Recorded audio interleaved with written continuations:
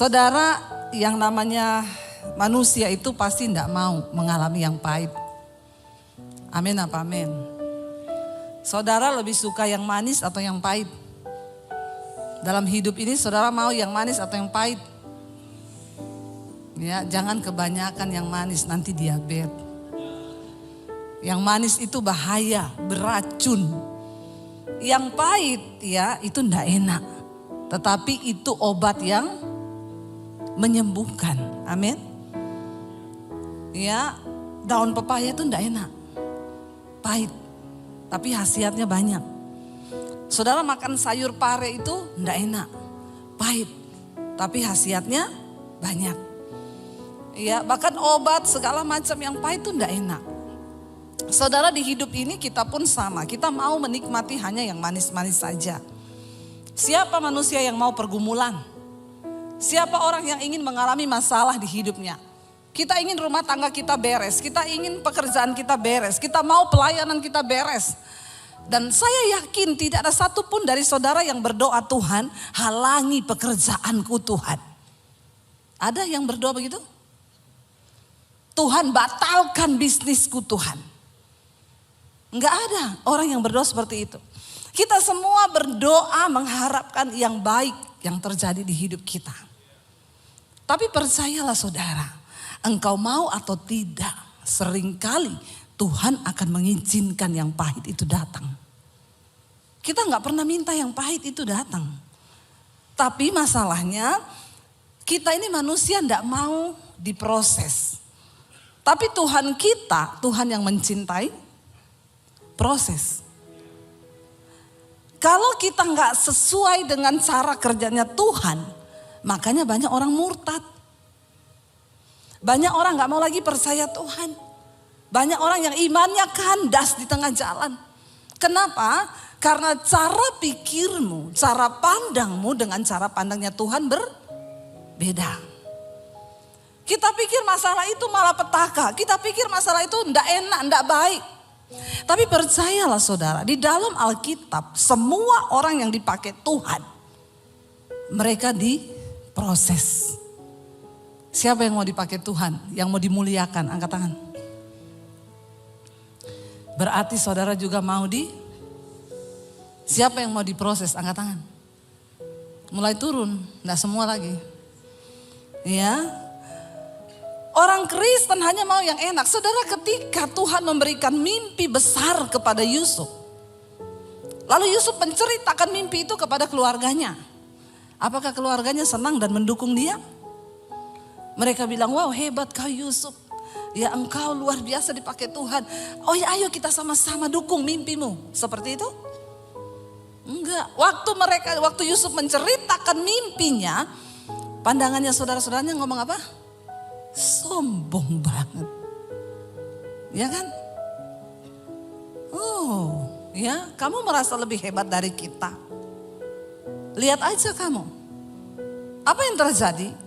Mereka mencoba membunuh Yusuf, bukan hanya membunuh mimpinya, tapi mereka mencoba membunuh Yusuf.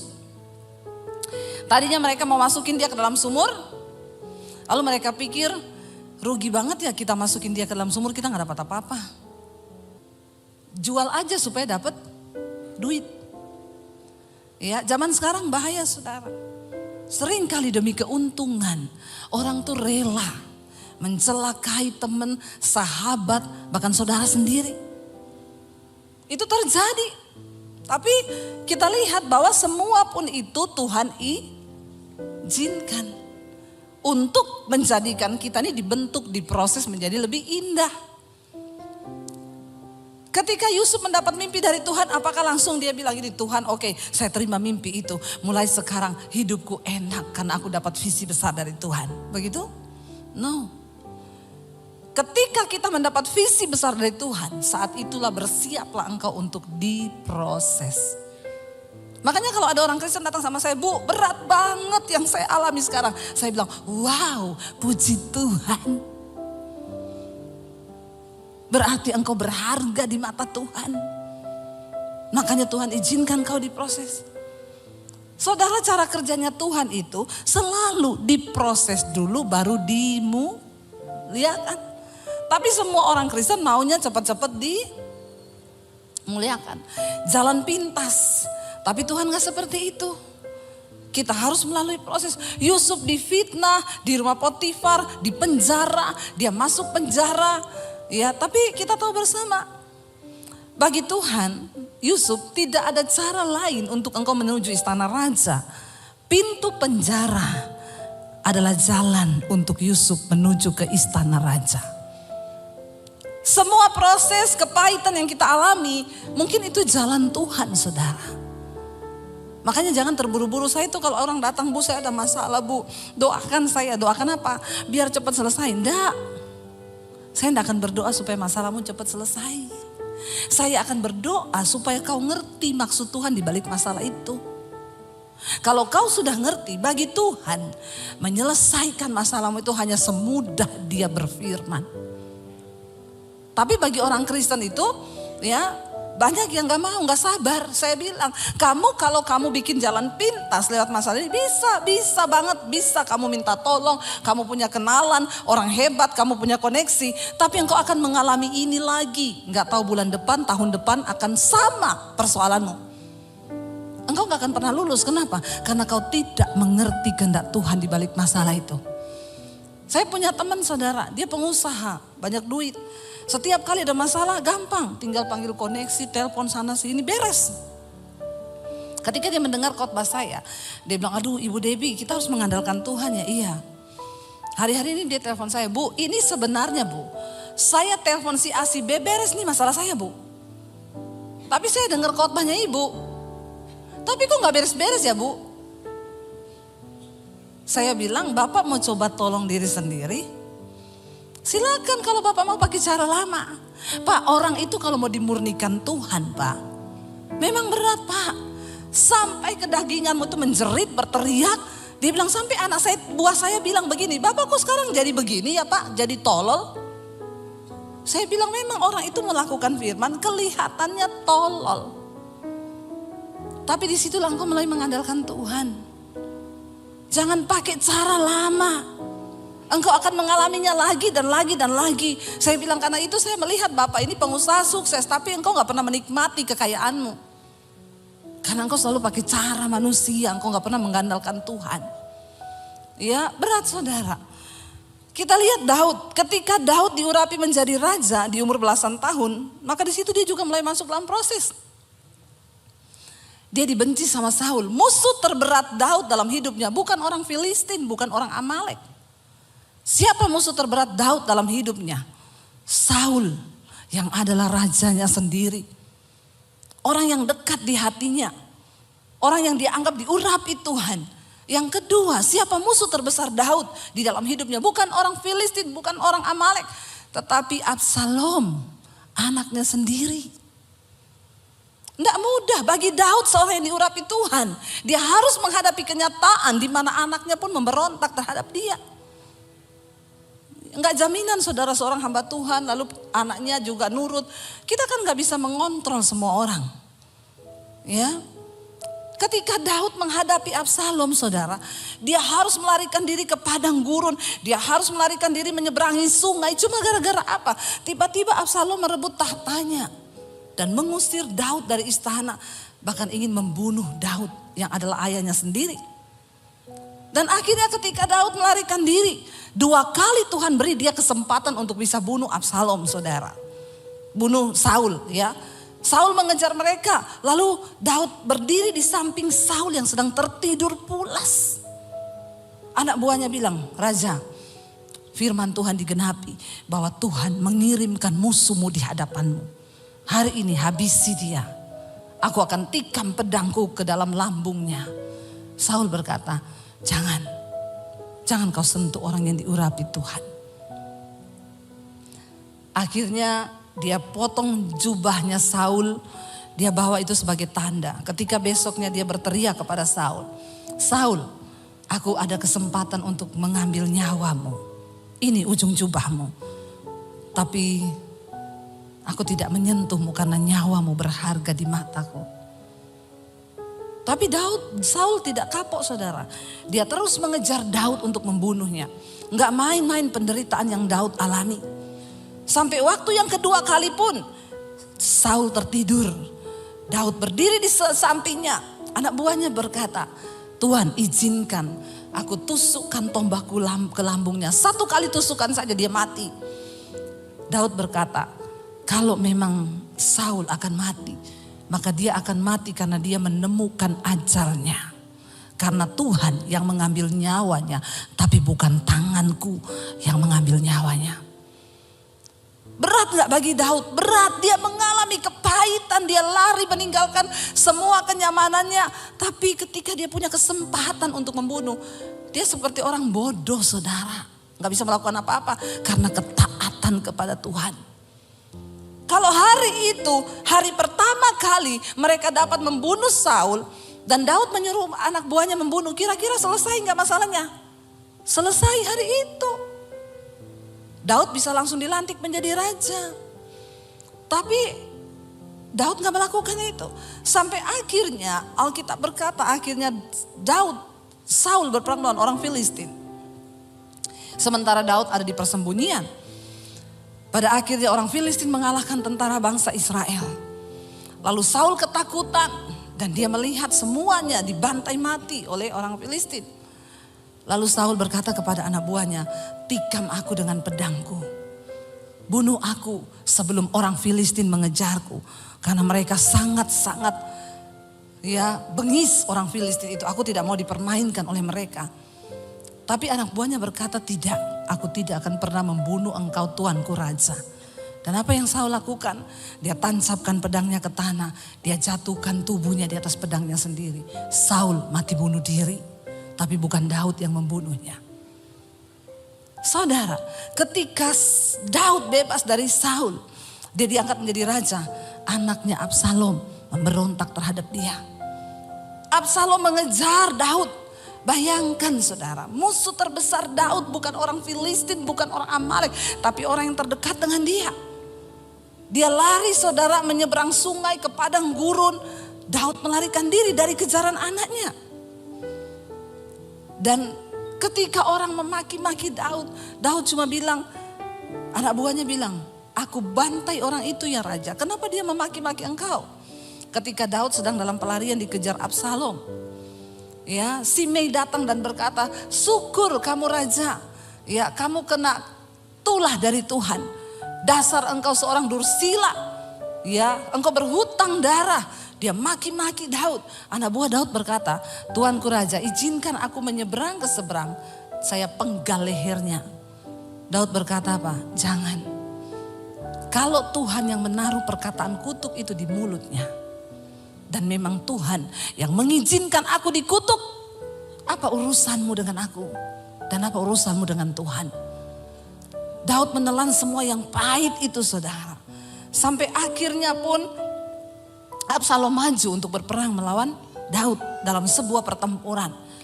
Daud berkata kepada panglimanya Yoab, pergi hadapi Absalom.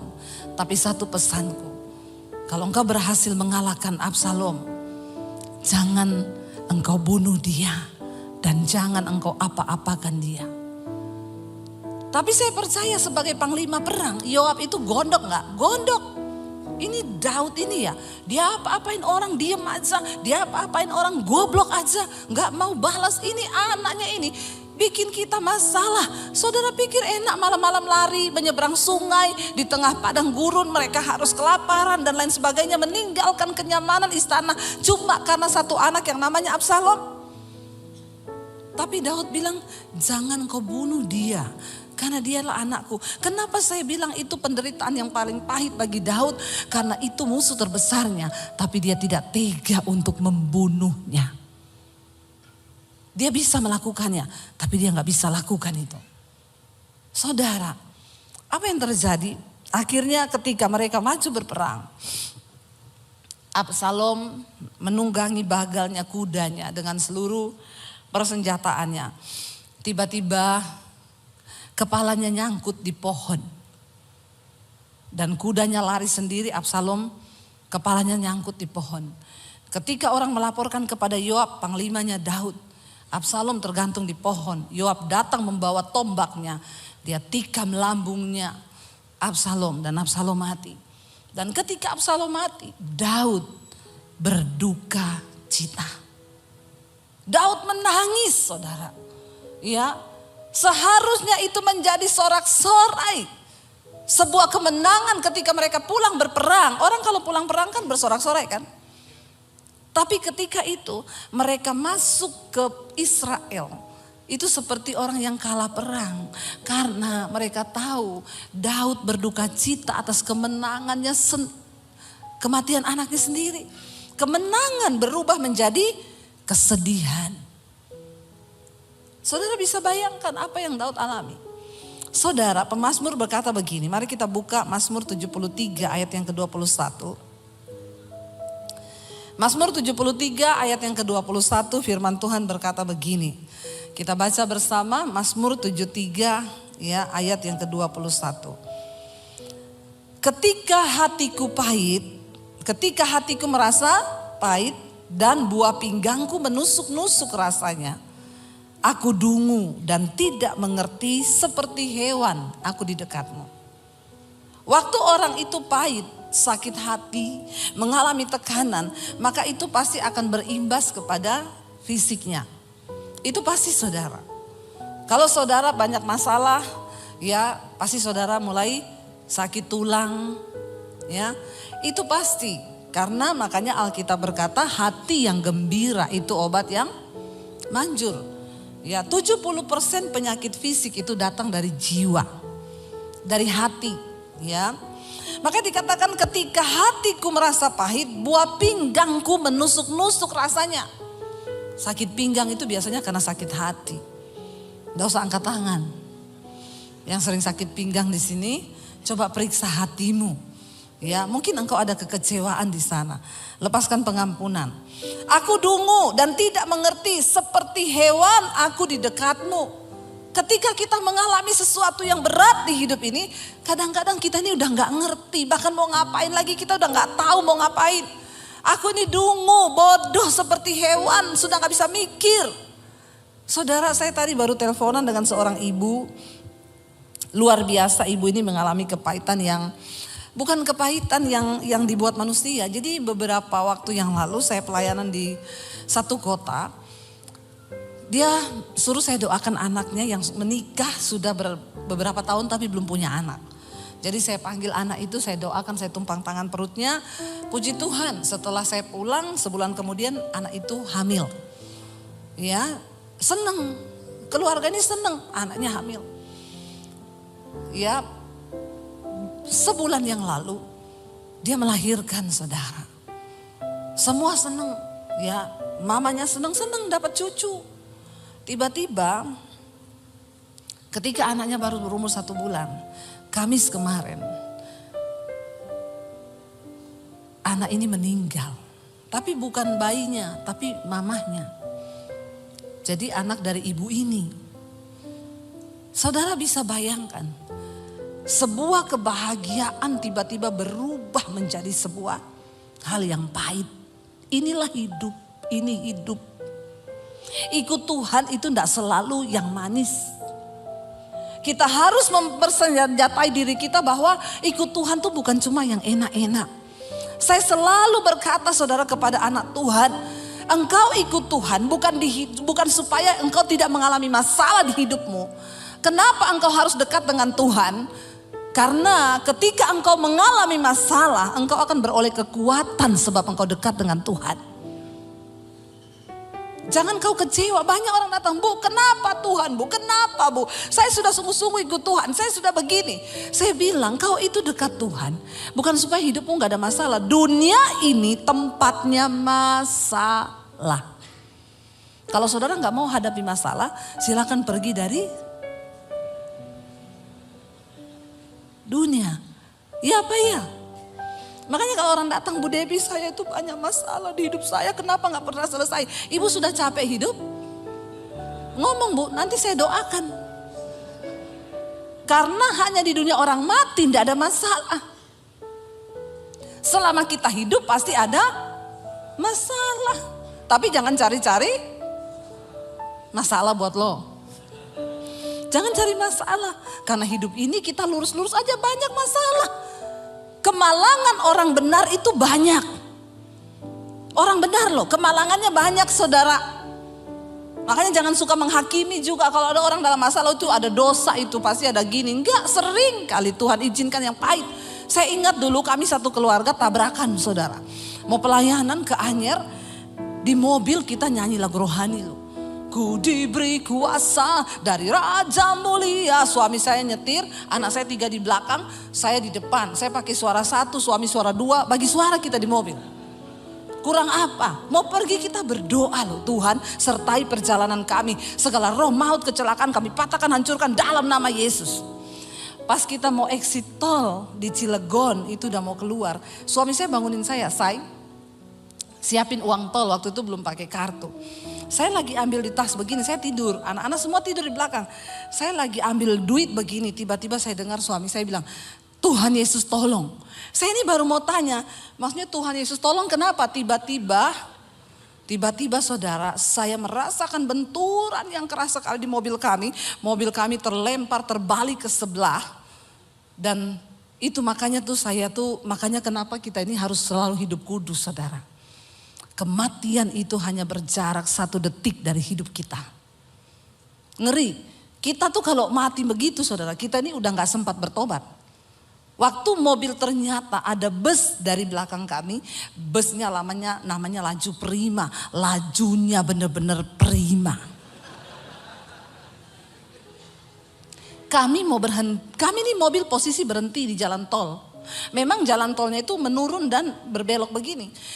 Posisi mobil kami itu berhenti mau bayar tol. Dia tanpa rem melaju dari atas dengan kecepatan yang sangat tinggi. Nggak sempat ngerem. Jadi suami saya itu banting setir ke kanan. Di depan kami masih ada 3 mobil. Dia hantam mobil kami, pas di pojokannya mobil kami terlempar terbalik ke sebelah. Lalu dia menghantam lagi 2 mobil, tapi yang paling keras itu di mobil kami karena mobil kami yang kena pertama. Saudara, waktu mobil itu terlempar terbalik-balik begitu, saya itu udah gak sadar.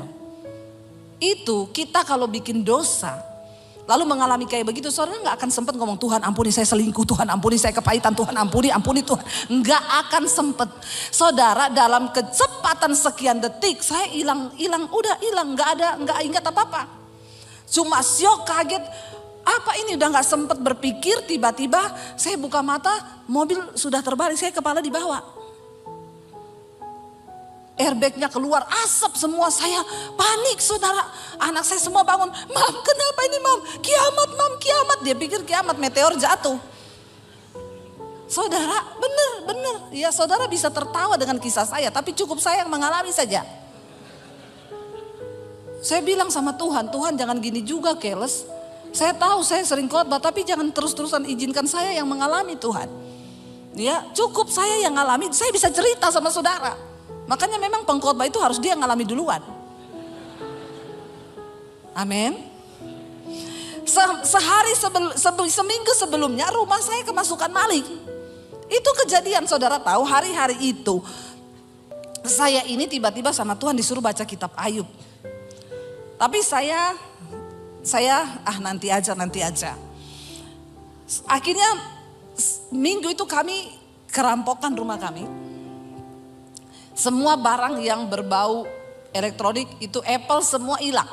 Jadi kita total hampir 100 juta itu hilang.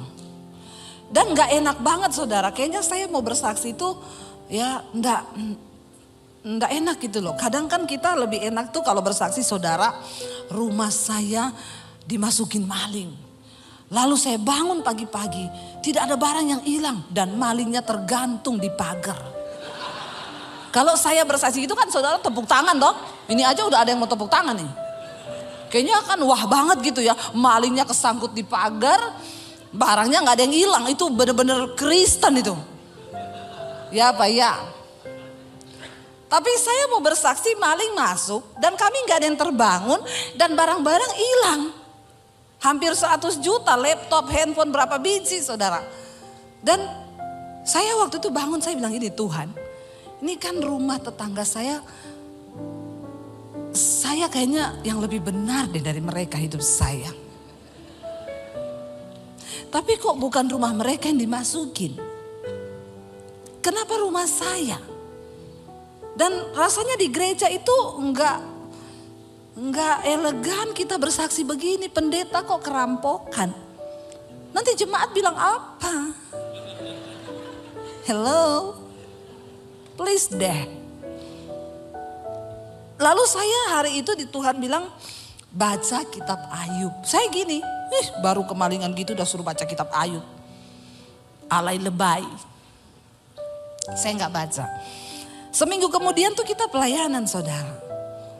Ya, kita pelayanan udah doa, udah apa kejadian itu. Jadi saya tuh berpikir kalau ini sih sudah hampir nyawa ya, itu mobil hancur 80%. Kalau saudara lihat itu fotonya dari depan sampai belakang dan mobil kami itu kan pendek waktu itu Honda Freed itu sejajar sama mobil bus punya ban kan. Saudara tahu bus yang besar itu, mobil saya sama bannya itu sama tinggi. Jadi kita benar-benar di bannya. Dia hantam mobil saya hancur 80%, tapi saya nggak tahu bagaimana ceritanya anak saya itu duduk melintang di belakang. Yang kecil, waktu posisi kejadian itu anak saya itu sudah di pangkuan saya di depan. Kami satu keluarga tidak ada yang luka satupun. Enggak ada, ini tepuk tangan nih. Tadi waktu kemalingan enggak ada yang tepuk tangan. Ya, itu kami enggak ada luka saudara. Cuma ketika saya itu bilang, aduh Tuhan ya kayaknya ini sudah hampir nyawa ini ya. Sampai polisinya datang, saya dan anak-anak harus dibawa ke rumah sakit terdekat. Walaupun enggak ada darah, nggak ada apa, tapi kami harus diperiksa. Jadi suami saya tinggal di mobil. Waktu suami saya tinggal, polisinya datang. Dia bilang gini, waduh Pak, mobilnya hancur ya Pak. Tapi untung loh Bapak cuma sendiri. Ini tadi Pak, kalau ada yang ikut, pasti yang duduk di bangku kedua, udah pasti meninggal Pak. Suami saya bilang, kami berlima Pak, astagfirullah. Terus suami saya dipegang punggungnya sama polisi. Terus mana sekarang? Istri saya, anak saya 3 Pak. Polisinya elus-elus suami saya. Ikhtifar ya Pak ya. Ikhtifar. Namanya musibah itu kita tidak ada yang tahu ya Pak. Terus gimana Pak keadaan istri sama anaknya? Suami saya bilang, puji Tuhan gak ada yang luka, gak ada yang apa. Alhamdulillah, Masya Allah, Subhanallah. Suami saya bilang haleluya Pak. Saudara, akhirnya saya pulang saudara. Saudara boleh tepuk tangan. Tapi di hati saya nih, saya pahit saudara sama Tuhan. Saya bilang Tuhan, kenapa bertubi-tubi Tuhan? Apalagi ketika ada orang-orang dekat itu WA, SMS. Bu, saya dengar ibu kecelakaan ya, iya. Introspeksi diri. Itu kata-kata memang memotivator untuk orang semakin kepahitan. Orang lagi ada musibah, ndak usah kau tulis introspeksi diri, ndak usah. Dia pasti sudah tanpa kau suruh, ndak usah. Kau ndak perlu berkata kalau hanya melukai.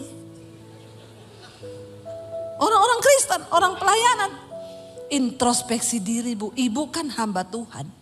Dia tambah ayat lagi, firman Tuhan berkata, rancanganku bukan rancangan kecelakaan. Pret, kau enggak ngalami kau. Saya hanya bisa menelan ludah dan berkata, terima kasih Bu, amin. Saya tuh mencoba introspeksi diri ketika kami mengatakan, Tuhan saya tuh salah apa Tuhan?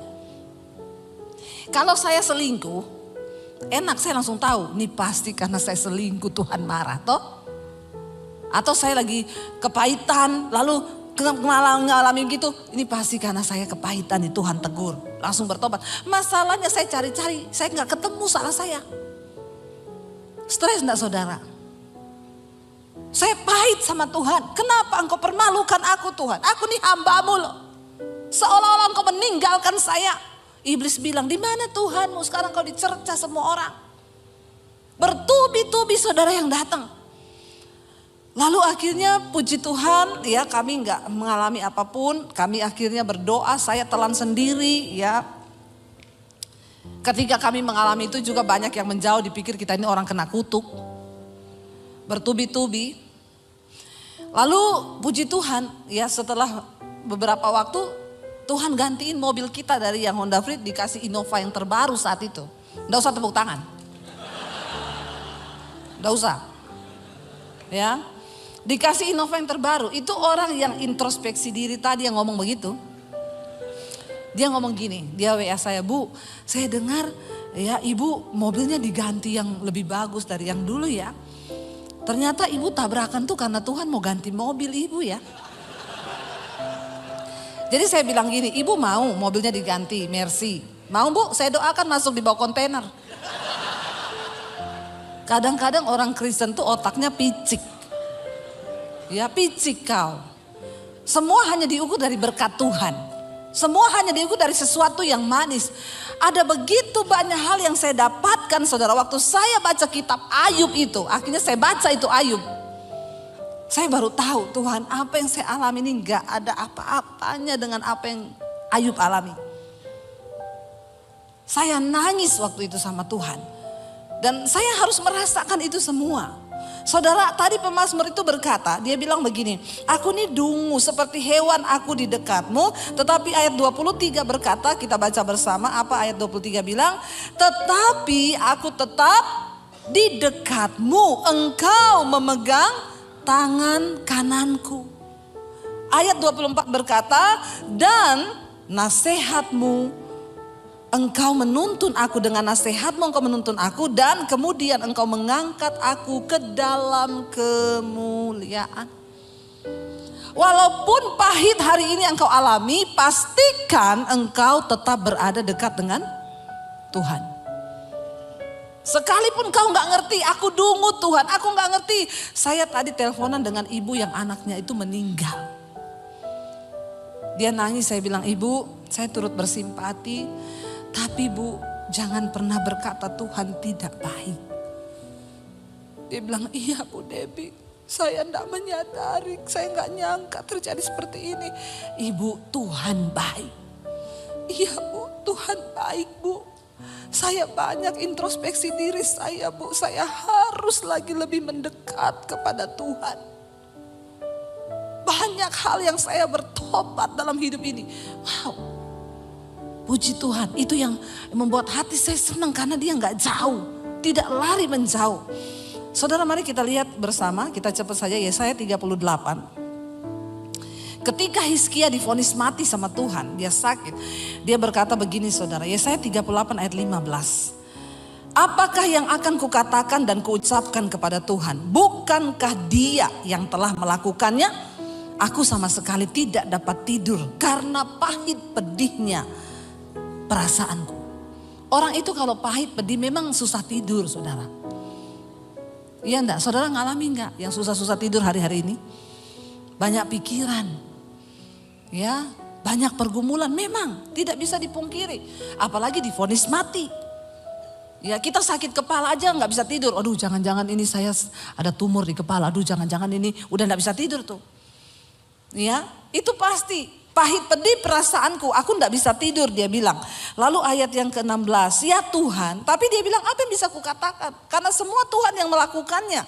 Tapi ayat 16 dia bilang, ya Tuhan, karena inilah hatiku mengharapkan Engkau, tenangkanlah rohku, buatlah aku sehat, buatlah aku sembuh. Minta kepada Tuhan supaya dia tenangkan rohmu. Sepahit apapun keadaan yang bergejolak di luar engkau, kalau di dalammu itu tenang, maka engkau tidak akan terpengaruh dengan apa yang ada di luar. Dan ayat 17 di sana bagus dia tulis, kita baca bersama 1, 2, 3. Sesungguhnya penderitaan yang pahit menjadi keselamatan bagiku. Engkaulah yang mencegah jiwaku dari lubang kebinasaan. Sebab engkau telah melemparkan segala dosaku jauh dari hadapanmu. Ternyata penderitaan yang pahit itu dapat apa? Menyelamatkan jiwa kita. Makanya jangan selalu benci kepada proses yang Tuhan kerjakan. Banyak orang yang akhirnya sekarang berkata gini, saya bersyukur Bu, untung saya diproses. Kalau nggak diproses, maka saya tidak akan melihat kemuliaan Tuhan. Kalau saya nggak diproses, saya tidak pernah tahu rencana Tuhan. Saudara, di hidup ini kita akan mengalami banyak hal yang bahkan kita nggak terbayang. Siapa yang terbayang, saudara? Ibu tadi lagi seneng punya cucu, baru lahir. 1 bulan cucunya, anaknya meninggal. Siapa yang tahu itu akan terjadi? Tapi inilah hidup, saudara mau atau tidak. Seringkali yang pahit itu Tuhan izinkan. Tapi kenapa kita harus selalu dekat dengan Tuhan? Bukan supaya kita tidak mengalami yang pahit. Supaya kita beroleh kekuatan ketika Tuhan izinkan proses itu datang.